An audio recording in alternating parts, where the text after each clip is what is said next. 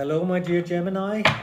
We are back again online. I'm saying that because I'm very aware that I was missing in action back in February. I am so sorry. Personal stuff happened and I couldn't be here. And it was February. It was supposed to be your love reading, which is a perfect opportunity for me to tell you that love readings, they're coming monthly, not instead of these readings, but in addition to these readings. So welcome to Wellness Beyond Intuition with me, Oliver. We're back, a little delayed here in March because of a major move, but here we are. And we're embarking on sort of a brand new chapter together. I'm happy that you're here, and I don't think I say this often enough, but I'm really happy that you found this channel and that you're here and that you choose to be in my company and listen to what I have to say. Obviously, I can't see you, but you can see me. But I can feel your presence. I can feel the energy, and that I'm so grateful for. So again, thank you so much for choosing Wellness Beyond Intuition, which has a lot more going on. If you look at the description box below this video, you'll find out everything that I'm also up to.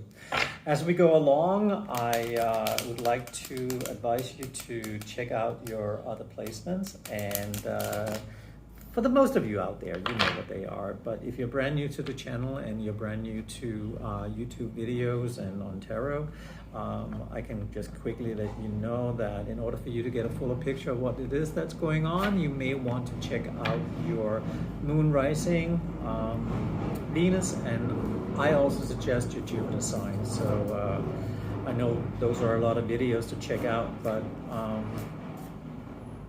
if you have the time, it'll give you a fuller picture of what it is that's going on. I read the cards as they land. There's no agenda, meaning that these particular readings, they're not geared towards relationships, they're not geared towards money, career, but they may be geared to all of them at once, or maybe just one part of them, okay?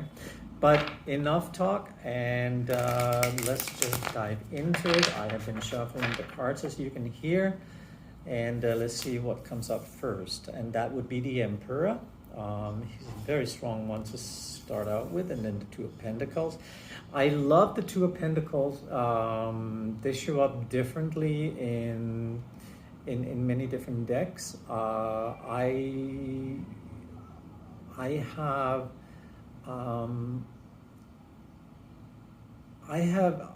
created this relationship with this particular card because there's a part of it that really resonates with me, obviously, because I am a Capricorn, but it in many decks is also about Jupiter and Capricorn, meaning that through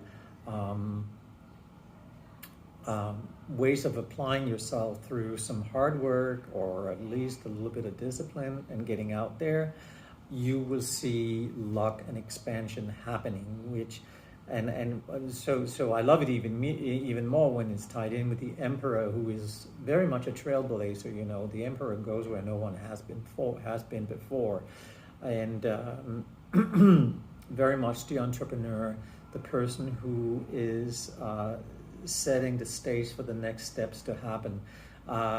Sort of like an influencer, isn't that the new word now? Influencer, influenza? No, influencer.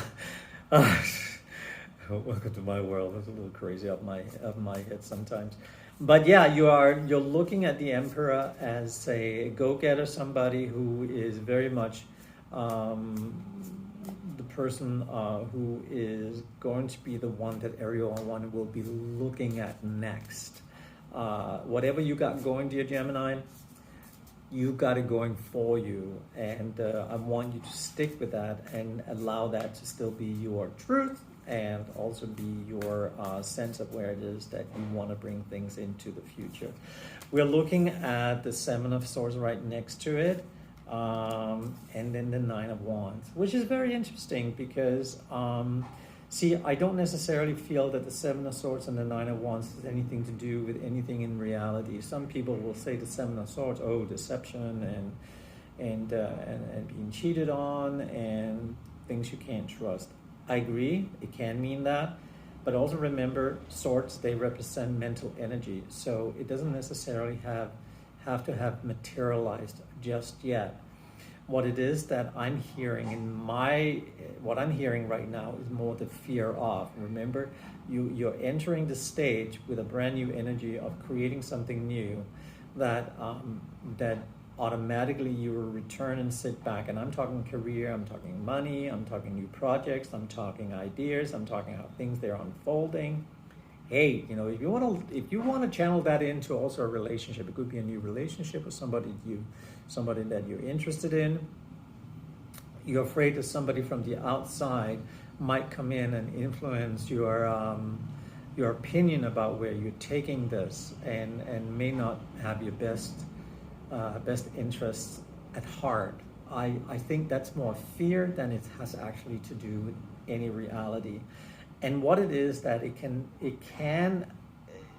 what I would say is that it's okay to feel that fear because it's very normal. I mean, like, it's just the nature of the beast in a sense, right? But as long as you don't linger there, because what it can be is it can be debilitating in a certain sense, where it can paralyze you from actually moving on, where the fence suddenly the fence that you need to jump over suddenly looks like it's like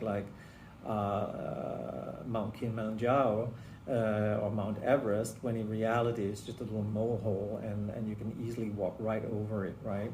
So don't let anything that feels like fear explode into something bigger than it really is, because I would want you to continue to move forward by getting yourself, I mean, it's funny saying that to a Gemini, an air sign, but to get out of your head and into your heart and listen to your heart a lot more in this situation, because you're about to really create something for yourself that is grand, it's big, it's something tangible that you can really take with you home.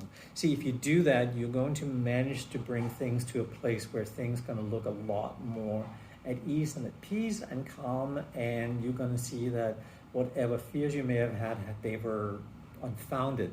So there's no reason for that. But I think that is a situation that you have been in, or you're sort of going through right now. And very soon, within the next couple of days, 6 days or so, you realize that, oh my God, I didn't have to worry about that at all. So there you go. So because what it is that you're doing right now, you're really planting seeds of something that's going to be long lasting and take you to that next level.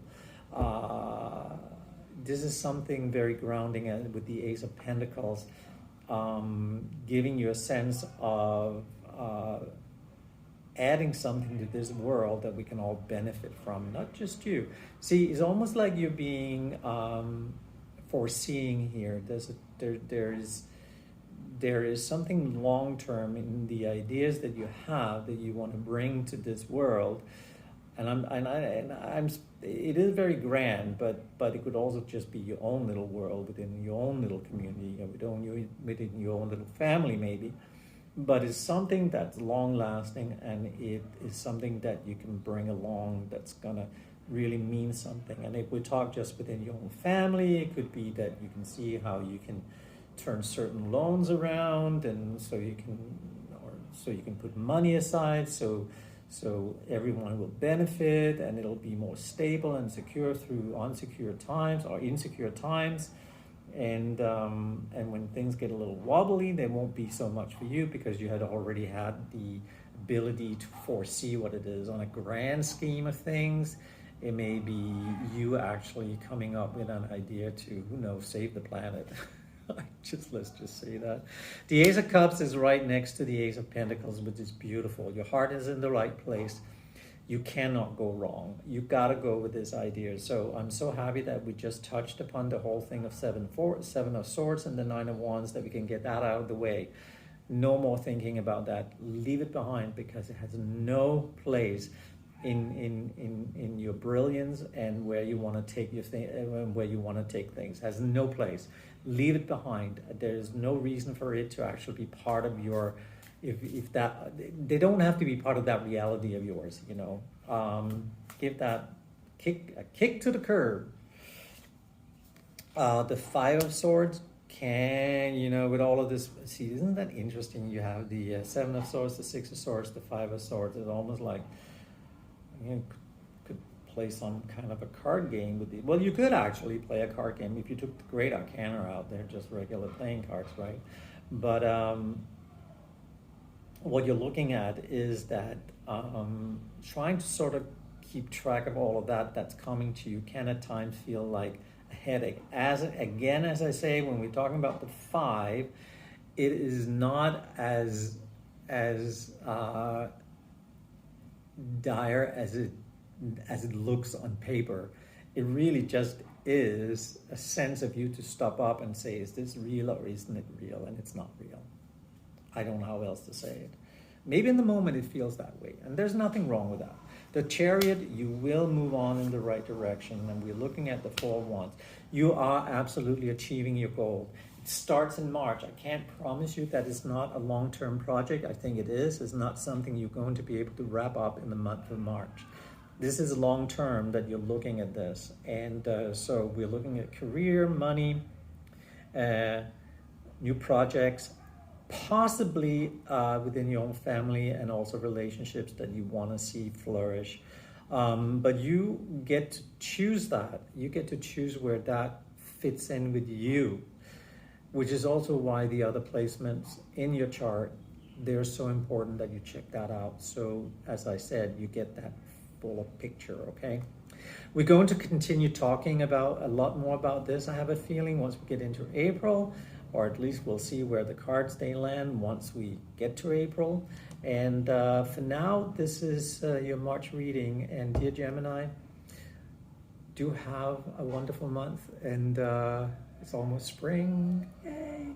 So you take care, and I'll see you next time.